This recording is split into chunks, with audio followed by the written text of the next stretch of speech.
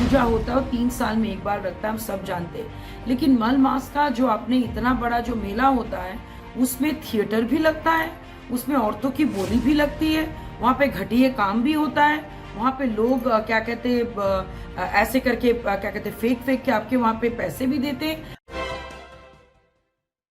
मुख्यमंत्री नीतीश कुमार के गृह जिले में पौराणिक ऐतिहासिक महत्व वाले राजगीर मलमास मेले की छवि कलंकित हो रही है।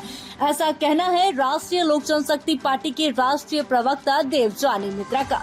साथ ही साथ वो ये कहते हुए नजर आ रही है कि मलमास मेले में 3 थिएटर लगाए गए हैं, जो दिन में होने वाले शंखनाद, मंत्रोच्चार और जयकारों की ध्वनि को शाम ढलते ही घुंघरुओं की खनक, ढोलक तबले की थाप और डीजे पर बजते भोजपुरी के अश्लील गाने ढक देते हैं। सवाल यह उठता है कि क्या नीतीश कुमार को महत्वपूर्ण विपक्षी एकता की बैठक के प्रेस कॉन्फ्रेंस से पहले ही ऐसे ही राजगीर की याद आ रही थी। ये कहते हुए नजर आ रही है देवजानी मित्रा, और साथ ही साथ मुख्यमंत्री नीतीश कुमार पर तंज कसते हुए नजर आ रही है। सुनिए क्या कुछ कह रही है।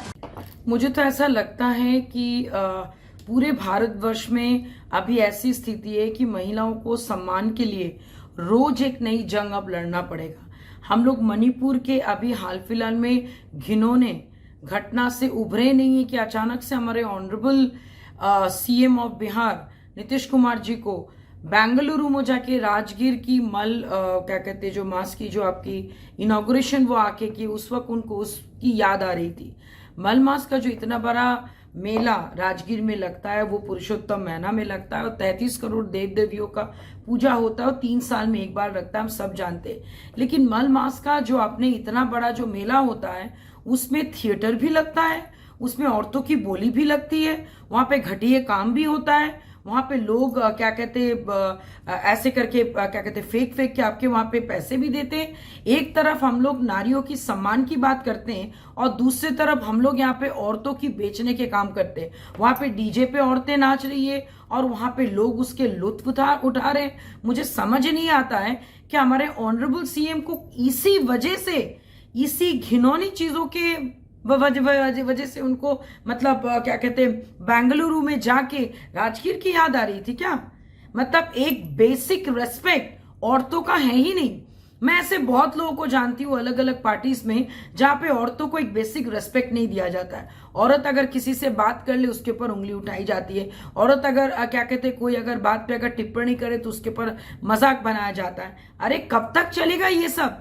और ऑनरेबल सीएम साहब, आपके मुंह से अगर आप सही में अगर आप क्या कहते राजगीर के मास की जो मेला जो अभी आपने इनॉग्रेशन किया और इतना भव्य और इतने पवित्र मेले को वहां पे आप थिएटर जैसे चीजों को अगर आप बैन नहीं कर पा रहे, रोक नहीं कर पा रहे और यहाँ पे औरतों का सम्मान हो रहा है, उस चीज को आप देख नहीं पा रहे, तो बहुत ही शर्मनाक बात है।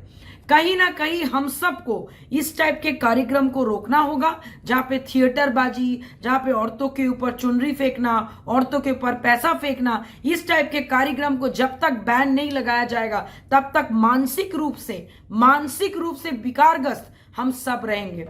मेरा ये विनम्र अनुरोध है हमारे ऑनरेबल सीएम से, अगर आपने मल मास को, पुरुषोत्तम महीने को अगर हम लोग पवित्र मां मानते हैं और मल मास जैसे उत्सव को कम से कम इस टाइप के चीजों से और औरत सम्मान के पात्र हैं, उस चीज को ध्यान में रखते इस टाइप के थिएटर को इमीडिएट बैन लगाना चाहिए।